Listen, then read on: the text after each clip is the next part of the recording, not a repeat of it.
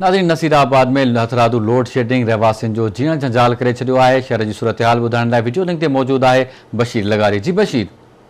जी अॼु नसीराबाद में सिंध हुकूमत जे ऐलान लॉकडाउन के 42 ॾींहं आहे। 42 ॾींहं सबबि जेको आहे नसीराबाद जे जा समूरा नंढा वॾा कारोबारी मर्कज़ बंदि पियल आहिनि। सिर्फ़ु उहे कारोबारी मर्कज़ खुलियल आहिनि जिन खे सिंध हुकूमत तरफ़ां इजाज़त ॾिनल आहे।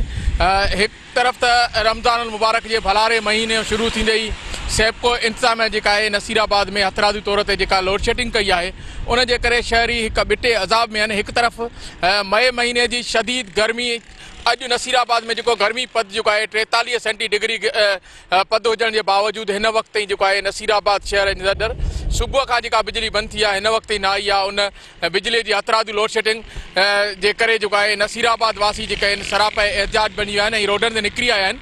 अचो त उन्हनि शहरनि खां पुछा कयूं त उन्हनि जो छा चवणु आहे।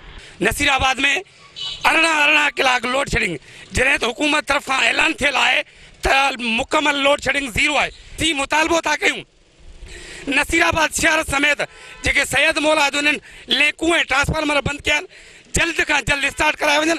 ही एसडीओ रमज़ान महीने में भी भलारे महीने में रोज़ायतन के तंग करे रहियो आहे। ही बिजली जी 18 कलाक लोड शेडिंग ख़त्म कई वञे, ॿी सूरत में एहतिजाज जो दायरो वधायो वेंदो। मुसलसल 2-3 महीननि खां वठी हथ सां तारियूं लाराए थियूं वञनि। जेके बि ट्रांसफार्म आहिनि उन्हनि जूं मथां खां लेनियूं ख़त्म करे शहर जे माण्हुनि खे खामखां जो परेशान वेठो थो करे। खुदारा हिन रमज़ान भलारे जे महीने जे करे क्यास करे जी अवां नसीराबाद वासियुनि जूं ॻाल्हियूं ॿुधी उन्हनि जो चवणु हुयो त रमज़ान मुबारक जे भलारे महीने में सेबको इंतज़ामिया जेका आहे हथरादू तौर ते 12 खां 18 कलाक लोड शेडिंग करे शहरनि ऐं रोज़ायतनि खे परेशान थी करे पई।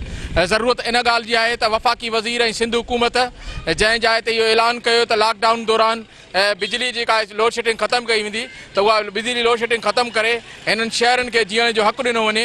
कैमरामैन मोहसिन कोते बोडाण सां गॾु बशीर अहमद लगारी, आवाज़ टीवी, नसीराबाद।